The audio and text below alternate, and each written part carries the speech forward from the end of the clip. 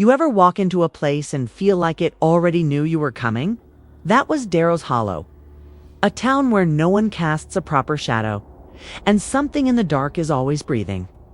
I came here to take pictures of ruin, but my camera wouldn't capture the man with no shadow. And now, even my own reflection moves when I don't. My name is Lena Ward. I came looking for a story.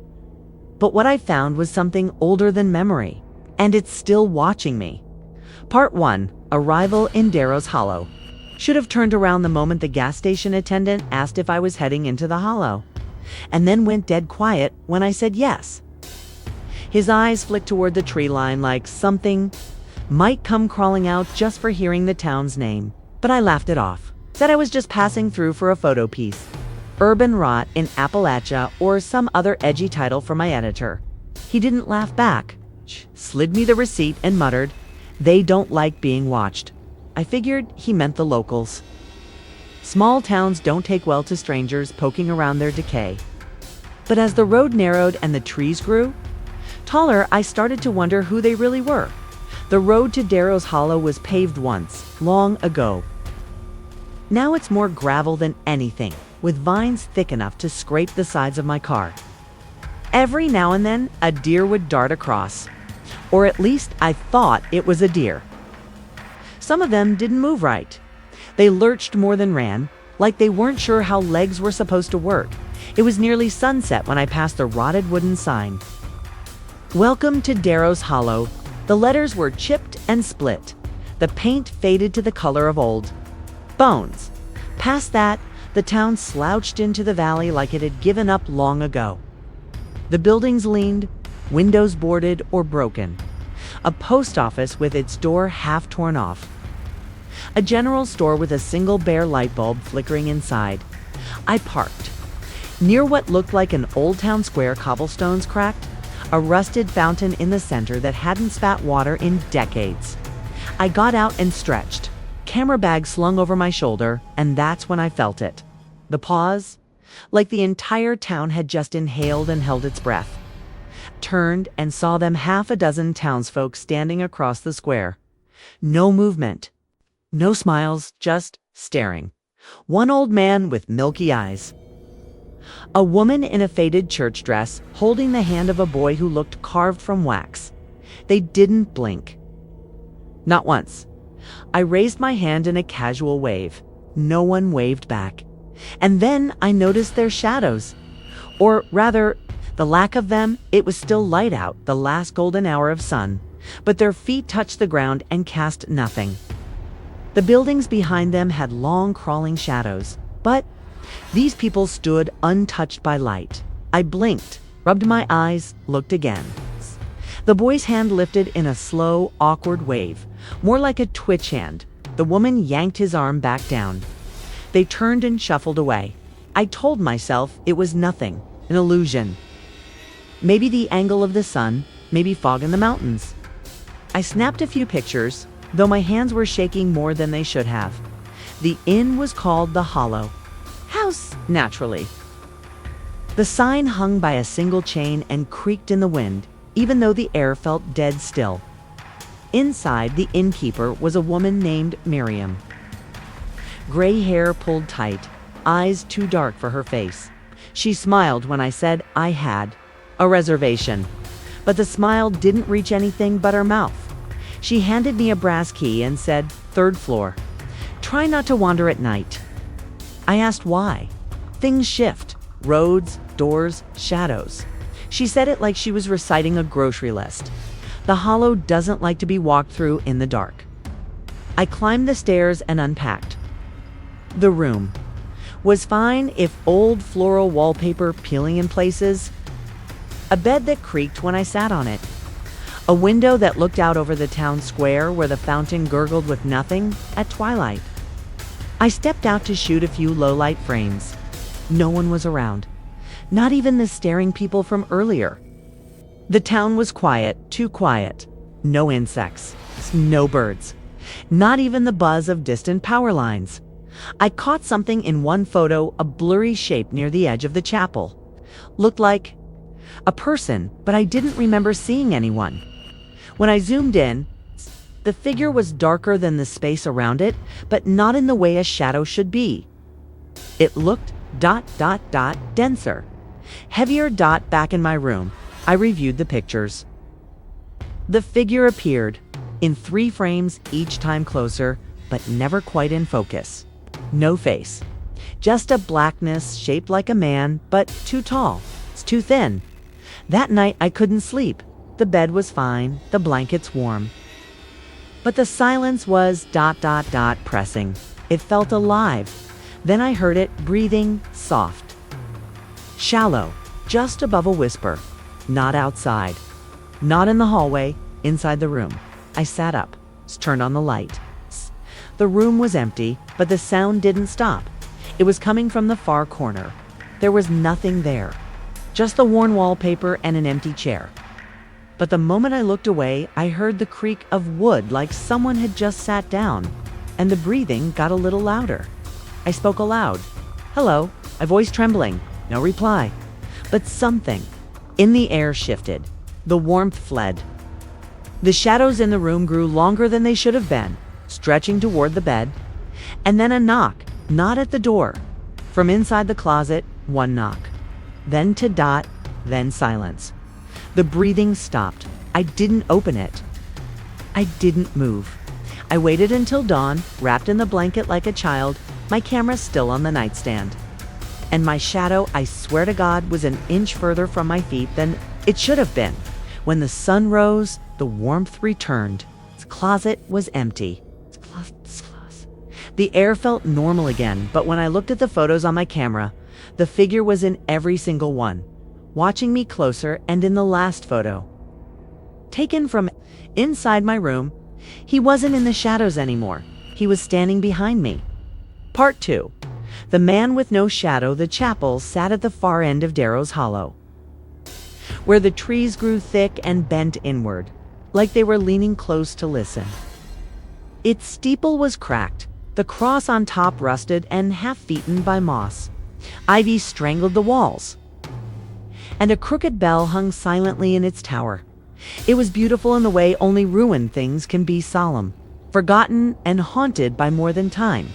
I've been walking since just after sunrise, camera in hand, letting instinct guide me through alleys and overgrown trails. I hadn't seen another soul since I left the inn. Not one. The town was holding its breath again. The front doors of the chapel hung open. I stepped inside, the floorboards soft with rot beneath my boots. Pews were overturned, hymnals shredded by mold. And the altar at the front was blank. No cross, no candles. Just deep gouges in the wood, like something had been dragged across it over and over. I raised my camera and began shooting. Light filtered through shattered stained glass windows, casting fractured colors across the dust. I tried to focus on texture, symmetry, decay.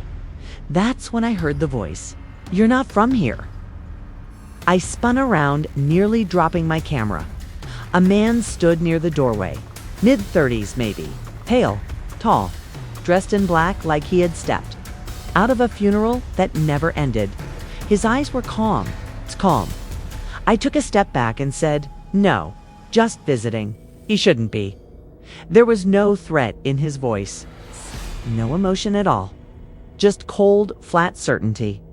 "I'm Lena," I offered, as much to break the silence as anything. "Ezra," he said. I lifted my camera reflexively. "Mind if I..." He didn't answer, didn't move. I took the photo anyway. The shutter clicked. It flinched. Just slightly. When I lowered the camera, he was still staring. I glanced at the preview screen. The frame was empty, just the chapel wall behind him. I frowned and checked again. Still nothing. No glitch, no blur. He simply wasn't there. I looked up. Ezra was already walking away, heading down the aisle toward the back of the chapel. I called after him, but he didn't turn around. Jess said, "They know you see them now. That's enough." And then he was gone. I should have chased him, demanded answers. But my legs wouldn't move. The air in the chapel had changed. Heavier. The dust hung still as death. I felt watched.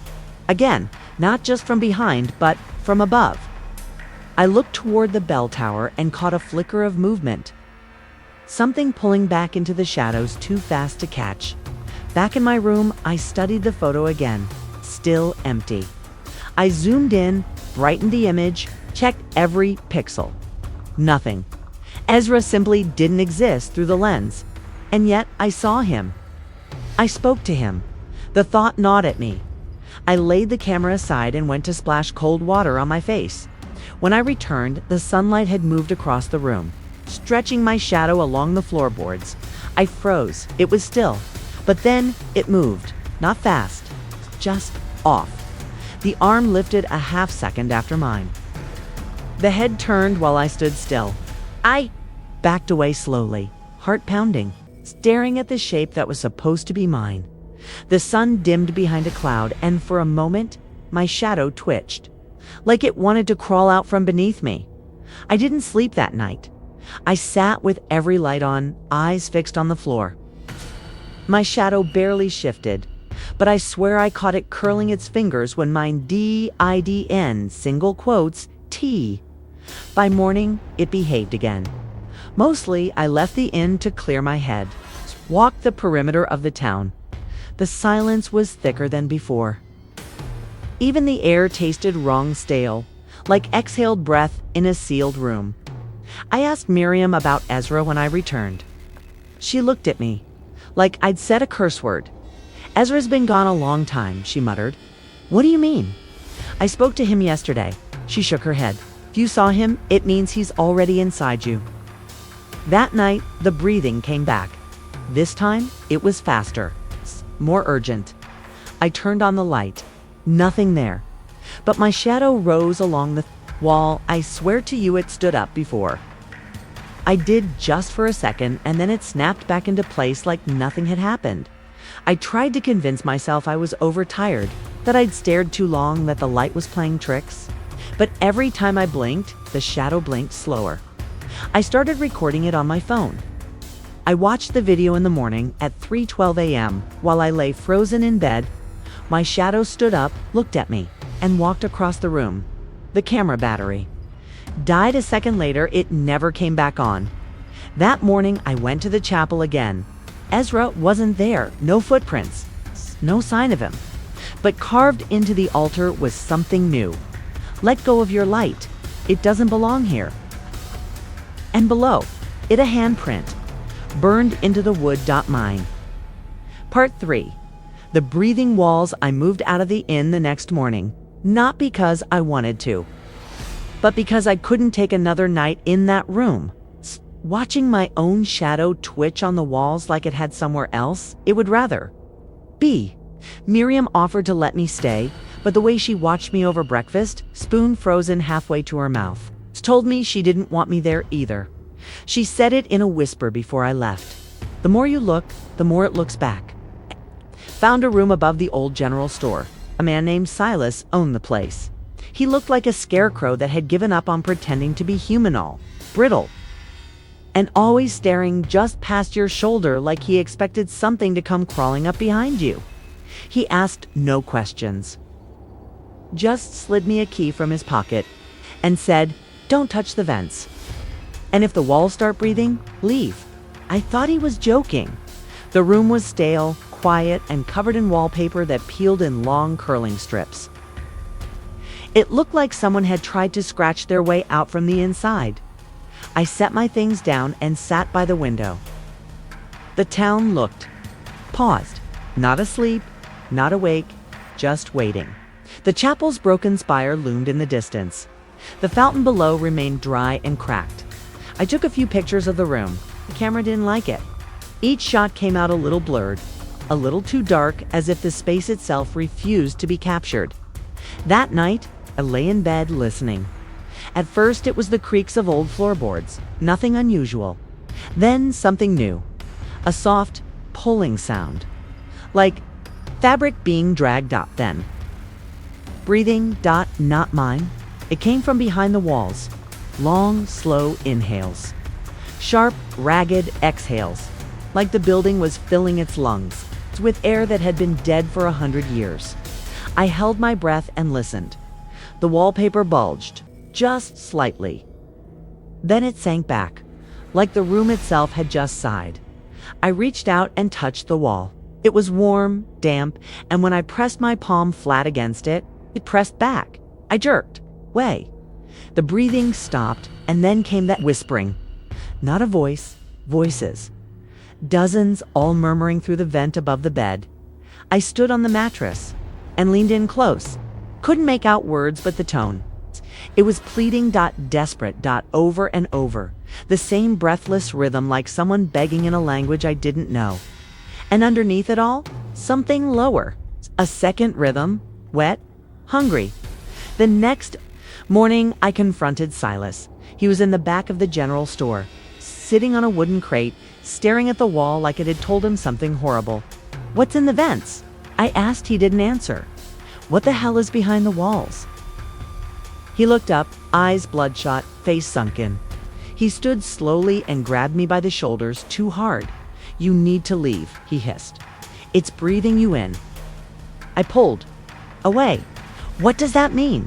"You've stayed too long. It knows your shape now, your sound. It's learning you." My throat was dry. "What is it?"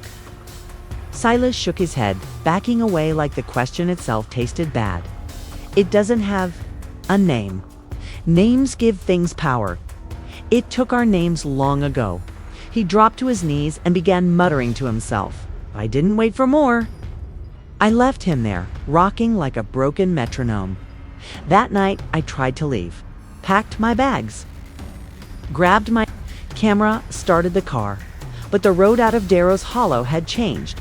Where there should have been pine trees and gravel was fog. Thick, yellowish, like smoke from something ancient burning underground. I drove for nearly an hour. Didn't see a single landmark. Just more fog then than the road curved. Hey, and I was back. Right in front of the general store. The fountain coughed once. Hey, wet, gurgling sound. I went back upstairs. The wallpaper had peeled back further. It looked like someone had pressed their face into the wall from the other side over and over. Impressions of mouths, noses, empty eyes. I sat down, defeated, and coughed, hard. Something came up. I staggered to the bathroom, spit into the sink, not blood, not bile, soot, black, dry flakes. Like chimney ash, I rinsed my mouth, looked in the mirror. My eyes were darker, not tired, stained. I could feel something behind me, beyond the bathroom door. I didn't turn around. The wallpaper in the hallway began to pulse again. This time, faster. The whispering in the vent turned frantic. I pressed my ear against it. A single voice broke through, clearer than the rest. A woman's, she said. "Don't let it find your lungs." I stumbled back, heart racing, throat raw. The lights flickered. The breathing grew louder, wet, and animal. I grabbed my camera, snapped a shot of the wall on the preview screen. A face. Not human, not fully stretched and featureless, but smiling. The wallpaper behind it began to split. I ran, didn't stop. Not until I was outside, standing barefoot in the middle of the town square. The entire town was silent, watching, waiting, and every building was breathing. Part 4. The pact beneath the hill. I hadn't planned on staying another night, but the roads still looped. The sky never looked quite right. And every time I tried to call for help, the phone rang once, then played back a recording of my own voice whispering words I'd never said. The town was closing in, not physically, but spiritually, folding itself tighter around me with every hour. So I did what I came here to do. I documented, investigated, searched for answers in the only place that still held history. The courthouse. The building had been boarded up since the early 70s. Judging by the rust on the nails, I pried them loose with the crowbar I'd taken from Silas's store, half expecting the wood to scream. Inside, it smelled of mold and dust. The air was still and sharp, like something long buried had just begun to breathe again. The records room was on the second floor. 1,000 drawers, all unlabeled, paper spilling from every angle like the walls were bleeding memory. I spent hours there combing through the fragments, land deeds, death notices, handwritten ledgers from church meetings. Then I found it. A leather-bound journal, its spine cracked, its pages soft with age. No title, just a date scratched onto the first page in dark ink. August 2nd, 1897. The entry was short, barely legible. The mine is gone, buried us all alive, save for the ones who fled first. We prayed, we screamed, and something answered. We gave it a home, a place to sleep. We promised to remember. More pages, more entries. The blackness moves behind us now, in walls, in corners. We wake with soot in our mouths. We sleep to the sound of breath that isn't ours. We sealed it under the hill. Beneath the last shaft, we took its steel. We kept our lives. But it wanted more. It needs us to see it, to feel it, to fear it. That's the pact. I kept reading until the handwriting dissolved into something frantic scratches, smears, words that looped back on themselves. The dark must never be forgotten. If we forget, it feeds. If we remember, it sleeps. That last line was underlined, over and over again until it tore the paper. I left the courthouse just before sunset. The windows seemed to breathe as I passed, fogging up and clearing like lungs behind glass. Outside, the air was colder, the fog thicker. The streetlights flickered to life, casting long amber shadows across the pavement. That's when I saw her, a little girl, maybe 6 years old, standing alone at the edge of the square. She didn't move, just stared at the fountain now, filled halfway with black water I swear hadn't been there before. I stepped closer. That's when I saw it. Her shadow moved, not with her, but independently. It twitched, shifted, slowly peeled itself off the ground, like it was waking up from something heavy that the girl didn't notice or didn't care. Her shadow stood beside her for a moment, stretching like a cat in sunlight. Then it crawled away, not walked, crawled on all fours. Fast it vanished into the crack beneath the fountain's edge. The girl turned to look at me. Her eyes were glassy, hollow, and her voice too flat. Practice said, "You can't take pictures of what belongs here." I stepped back, smiled, then walked away, barefoot, into the dark between two buildings. I don't know how long. I stood there, kept watching the place where the shadow had disappeared, half expecting it to come back or crawl into me back in my room. I locked every door, stuffed towels under the vents, turned on every light. But the corners stayed darker than they should have been. I opened my notebook, trying to write down what I'd seen, but every time I touched pen to paper, my hand would twitch, like it was following someone else's will. I coughed again. More. Soot. The air smelled of iron and old breath. I dreamed of the mine that night. Endless tunnels, all carved into walls that shivered when touched. And deep below, something moved. Not walking, sliding. It whispered not in words, but in sensation, in temperature, in shape. It knew I'd seen the girl. It knew I understood now. The townsfolk hadn't just survived a collapse. They'd made a covenant. Not with God, not with man, but with something old. Something that lived in the absence of light, of hope, of memory. They fed it fear daily, through stories, through rituals, through never letting the town forget the dark. That was the pact, and now that I'd read it, remembered, it documented it, remembered me. To dot in the morning, my shadow was missing. I stepped out of bed, and there was nothing beneath me on the floor. No outline, just light. But I could hear it. From the closet, from the cracks in the floorboards, it was breathing. Part 5. The shadow that watches it began subtly. A flicker under my feet. A twitch at the edge of my vision. I thought maybe it was the light playing tricks. Maybe exhaustion. Maybe fear. But it wasn't. My shadow was. When I lifted my arm, it didn't rise with me. It waited. A beat, then followed. I turned my head. It didn't. I stood still, shifted.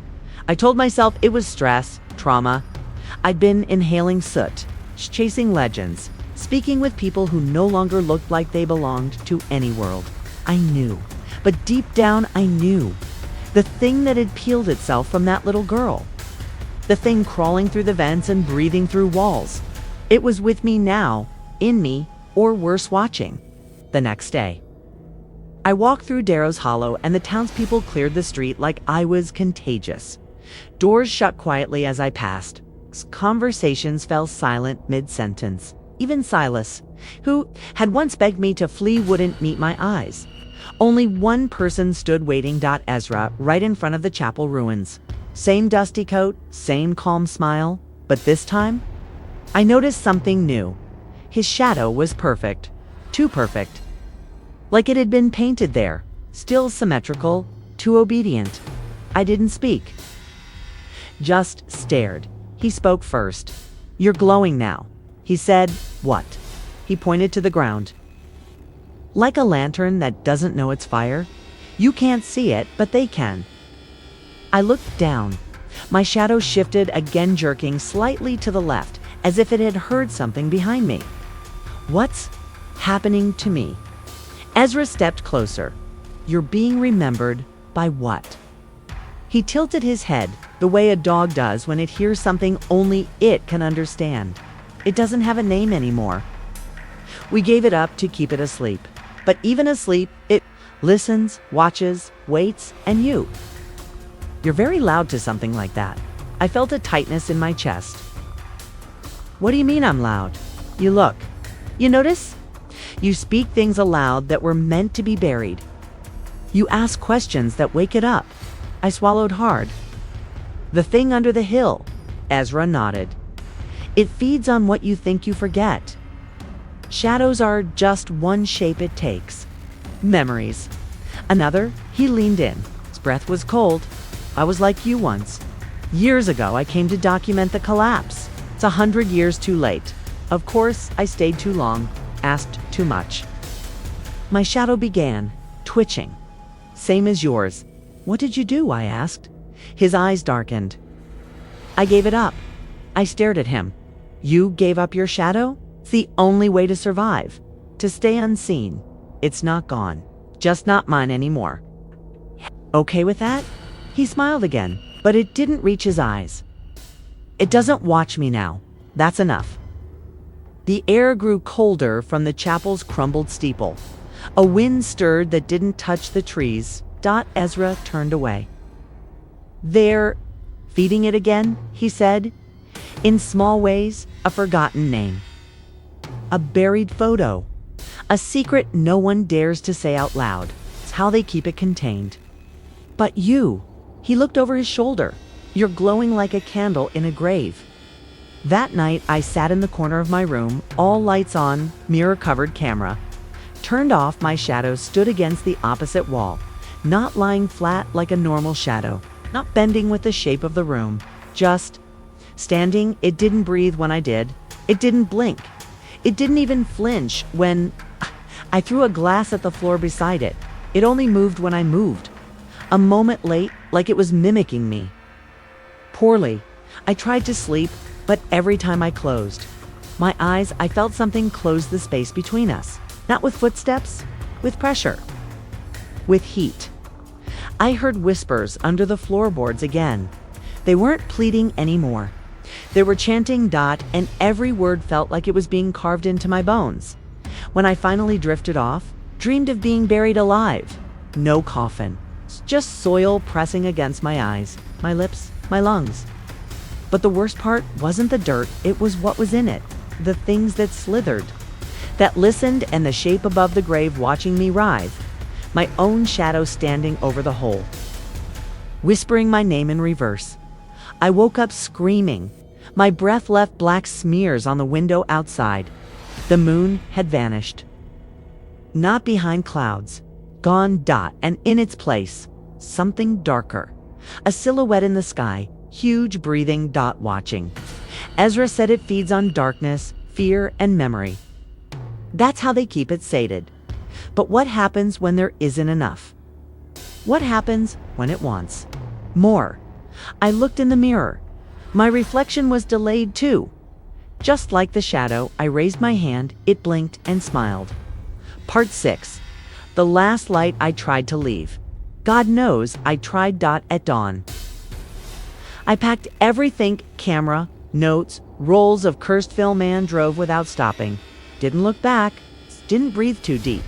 Gripped the wheel and floored. The gas. But the roads. They weren't roads anymore. The same bend reappeared every few minutes. Same leaning birch, same mile marker, same dead deer with its insides scooped clean. I drove 4 hours, but I never left Darrow's Hollow. The sun rose, hung there then. Slowed by late afternoon, I realized it wasn't moving. It just hovered above the ridge like a spotlight waiting to burn out. And I knew when it dipped behind those mountains, it would be gone for good. I returned to town, or rather, the town returned to me. No matter how far I drove, it was always just up ahead, leaning closer, folding tighter. The lights in windows no longer flickered, they pulsed, like something was alive behind the glass. I parked in the square. That's when I heard it, not outside. Inside. A voice, a whisper, coming from my own shadow. At first it was quiet like wind through a crack in the wall.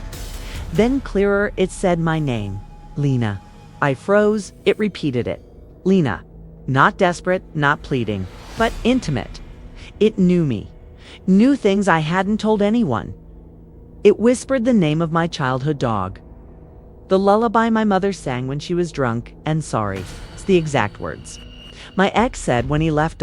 Then it changed from a whisper to a cry. It sobbed my sob, mimicked from the night I buried my brother. From the voicemail I deleted 100 times. From the moment I realized I'd forgotten the sound of my father's laugh, it was weaponizing my memory, feeding on it, and then it began to threaten. It didn't need to scream. The voice dropped to a razor-thin whisper. You belong to me now. You look too long. You remember too much. They forget, but you burn. And then it said something else, something I still haven't written down. Can't.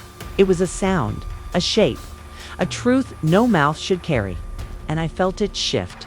Behind me, beneath me. All around me. The town square groaned. A stone cracked. And the ground opened. It didn't split like an earthquake. It peeled as if the land itself was a scab. Pulled back to reveal something raw and weeping beneath. I stood at the edge and saw it. Not a beast, not a god, not a man. Something before all that. It didn't have a face. Not really. It's just folds of endless black writhing, shifting. Like 1,000 shadows stitched together and breathing as one. It pulsed. Every breath dragged. The light down. The town dimmed. Street by street. House by house. Until the only thing still lit was me.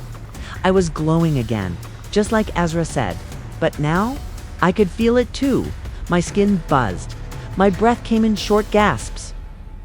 My heartbeat slowed, not from fear, but because something was sinking. With me, pacing itself to me. The creature looked at me, no eyes. But it looked, and I understood. It wanted what I had. Not flesh, not blood, but the thing beneath. Me. My shadow, not my witness. It wanted to be remembered. The town had kept it fed for generations. Little offerings of fear and memory, whispered stories, forbidden names. But I had brought something purer, sharper. Documentation, my photos, my journal, my voice. I had fed it more than anyone in 100 years. And now it was hungry. I stepped forward. The pit yawned wider, and I saw them, others' faces beneath the dark, stretched and screaming. People who'd refused the pact, who had clung to their shadows and paid the price. I could still leave. Ezra had said it. Give it up. Sever the shadow, walk free. But then the town would fall. Not collapse, not burn. It would forget, disappear into a hole the world would never dig out. I looked down. My shadow was looking back, its head tilted, not mirroring, me mocking. Me, and it smiled. Not evil, not monstrous, just knowing. It opened its mouth and I heard everything it ever took from me. My grief, my love, my shame, echoes of everything I'd tried to bury. And I realized it wasn't just mine. It had collected pieces from everyone who'd passed through. And that was the truth of it. The creature didn't eat shadows. It was them, all of them, every regret, every horror, every secret we wished we'd never spoken. It was memory made flesh. I stood at the edge. The light behind me faded, and I made my choice. I stepped forward and felt it split, like tearing skin. My shadow ripped away and leaped into the pit. The creature screamed not in pain, but in ecstasy. The earth sealed, not with stone, with silence, and then light. Soft, distant. The sun peeked over the ridge again, not bright, but enough to see my feet, bare and alone. No shadow followed. The town began to breathe again. Windows opened. Lights returned. The air lost its weight. I stood there, empty. Hollow, lighter than ever before. I had survived, but I knew the cost. Somewhere beneath me, it still breathed. But for now, it remembered, and it was satisfied. I left that morning. No one stopped me. No loops, no tricks. The road stretched out like it always should have, but I never took another. Photo never told the story, because stories feed it too, and I'm done feeding the dark, even if a part of me still listens for its breath.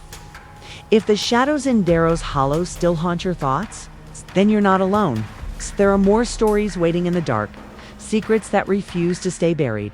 If you want to uncover them all, make sure to like this video, share it with someone brave enough to listen, and subscribe for more tales that whisper just beneath the surface. Don't let the light fool you. The real horrors are still out there, waiting. Click the next video. If you dare,